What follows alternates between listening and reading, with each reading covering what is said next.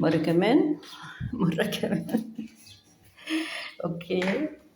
يلا نازلة بقى ايه؟ انا نازلة النهاردة لابسة جينز بتاع حبيبي وتيشيرت بتاعت حبيبي اساسا والله. وساعات كده كان يبقى عايز يستغنى عن الجينز، اقول له لا ادهوني، اروح واخداه انا لابساه بيجي على قدي والله. سبحان الله. و... اللي هنا بقى حبيبي وسايب تيشيرتات بتاعته. طبعا في حاجات اتفرقت طلعت الحمد لله، بس انا لبست واحده النهارده. اوكي. انا صورت لكم انا طالعه دي المره دي وانا نازله، مش لاقيه الجراب بتاع تليفوني، يا رب الاقيه هنا، مش عارفه. وحشتني الجنينه. يا أسف التليفون لما سخن شلناه من بتاع الحامي بتاعه ده اللي ريمان جايبهولي حبيبتي. زيكم وحشتوني عمالة زي وردة كان ليها أغنية كده، وحشتوني. اوكي. سلم واحد. وحشتوني. لا دي اللي هي ليها أغنية فظيعة، حد عاملها لنا في فيديو ليا انا وحبيبي، اسمها بتونس بيك.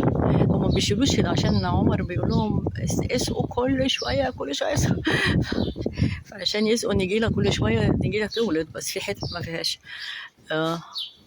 ما بيحطوش الكراسي خالص، راكنين الكراسي هنا عشان كانوا الاول بيرشوا المامبو باظ قبل كده، وديناه في عربيه نص نقل القاهره عشان يصلح، عشان يدهن وكده. فهم كانوا بيرشوا والبامبو موجود. ما ينفعش. ده طبق كان بياكل فيه عمر، اخر طبق عاشوره. عملنا العاشوره الحمد لله وخلصت. انا قلت مش هلحق اعملها طبعا النهارده عشان نازلين بكره باذن الله تعالى.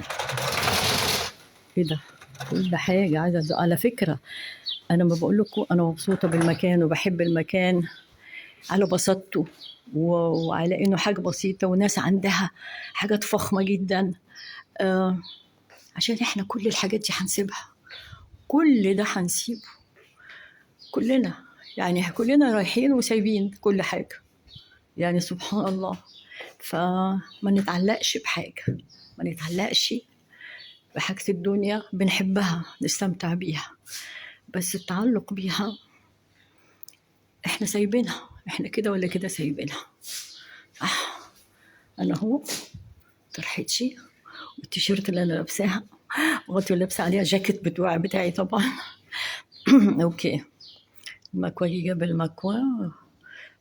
متعه ان هنا الواحد يودي الحاجه تتكوي وتتغسل وتتكوي وبس، ما شغلش الغساله بصراحه.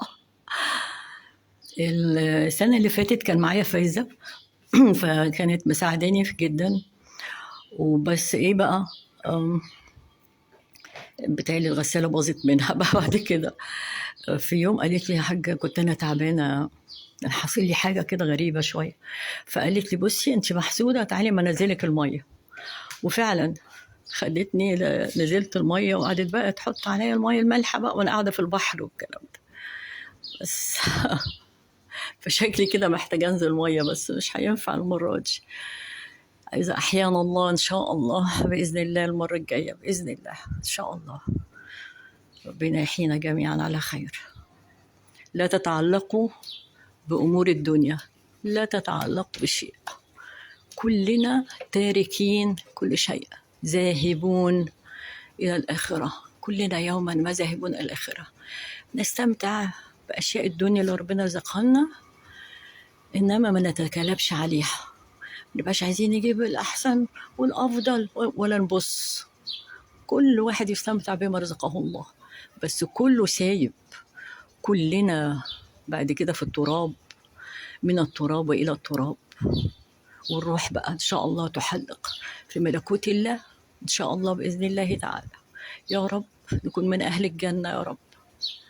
صح يا عصافيري؟ صح إن شاء الله بإذن الله.